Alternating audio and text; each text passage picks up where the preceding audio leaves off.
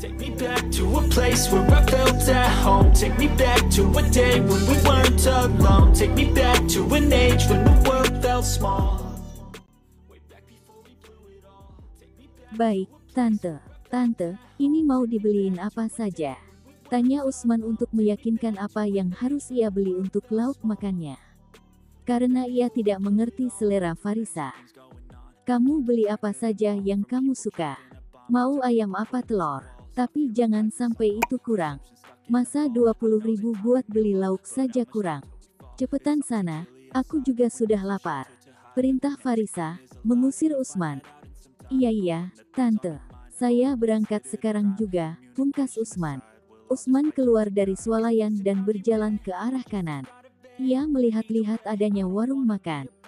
Usman berjalan sejauh 50 meter. Dan ia melihat sebuah ruko yang ternyata menjual makanan. Selain ruko itu, tidak ada lagi warung yang menjual makanan. Permisi, mau beli lauknya saja, ungkap Usman ketika ia baru pertama kali datang dan langsung ada seorang gadis cantik yang menjaga warung. Oh, mau pakai apa? Tanya gadis itu ramah dan senyumannya yang manis membuat Usman terkesima. Kalau pakai ayam, berapa? Tanya Usman. Dirinya melihat potongan ayam goreng. Walau ukuran kecil tetapi tetap saja ia begitu tergoda. Ayam satunya 6.000. Mau pakai ayam berapa?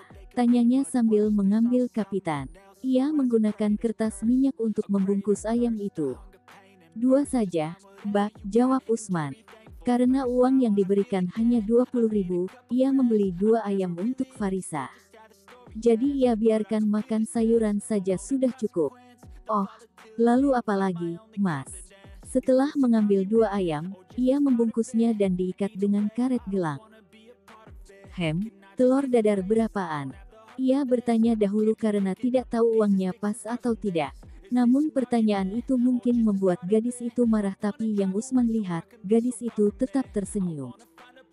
Kalau telur dadar, 3.000-an. Mau telurnya sekalian 2, Mas. Ia melihat Usman mengangguk dan gadis itu juga membungkus dengan kertas minyak. Lalu apa lagi, Mas? Tanyanya lagi.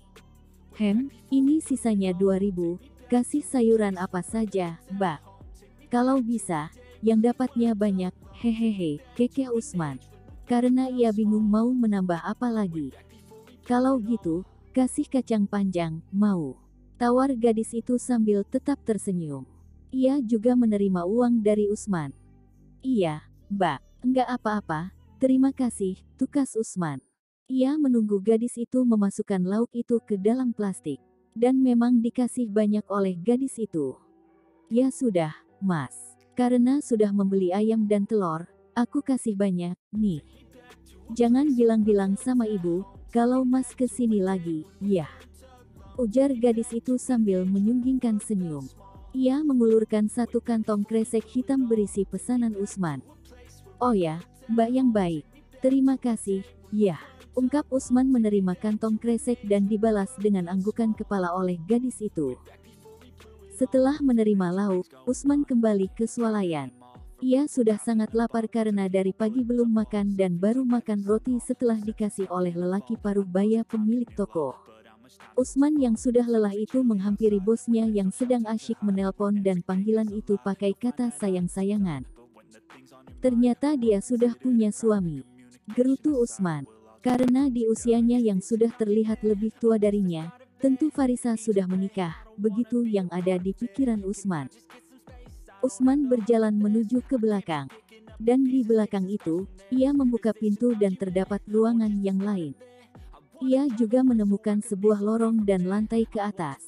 Tapi di bawah tangga itu adalah dapur. Jadi Usman pun ke dapur dan sudah tersedia alat masak lengkap. Ada juga piring dan tempat cucian piring. Ini sudah seperti rumah saja. Kalau tinggal di tempat ini, nggak masalah. Jika nantinya muncul hantu, bukannya aku lebih seram dari hantunya. Usman mulai bicara sendiri. Walau tidak gila, ia memang suka berbicara seorang diri. Kadang ia juga mengajak hewan atau benda untuk bicara dengan dirinya. Walau tidak akan ia temukan jawaban apapun. Usman yang sudah lapar, membuka rice cooker dan nasinya terlihat pulen dan sudah matang.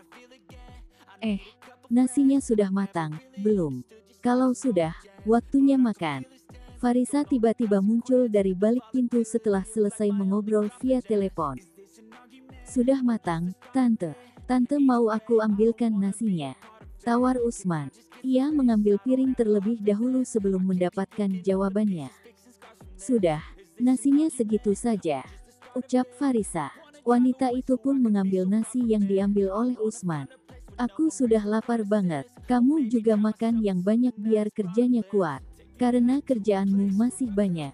Farisa meninggalkan Usman seorang diri dan menuju ke depan. Kenapa dia lebih perhatian padaku ketimbang paman dan bibi? Dia bahkan mengurusi kemakanku juga. Benar-benar Tante Farisa orang yang baik, ucapnya terharu dan mengelap air matanya yang merembes. Ia baru kali ini mendapatkan perhatian dari seseorang begitu dalam.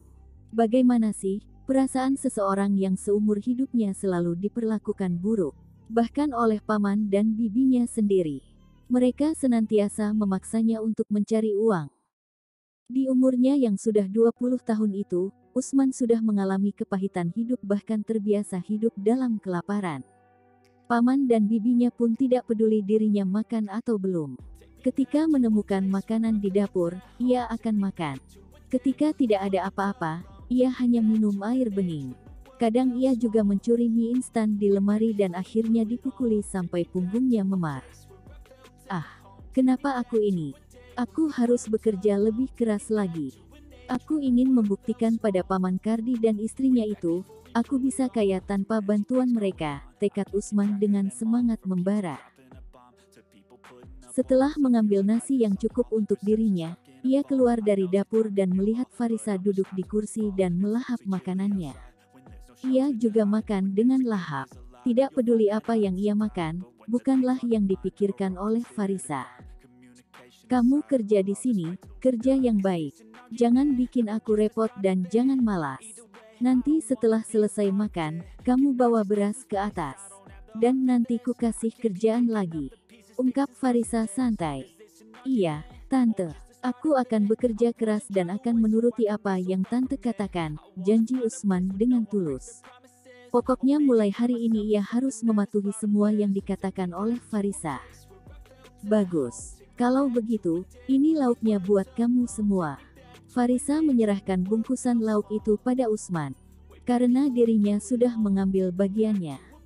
Terima kasih, Tante.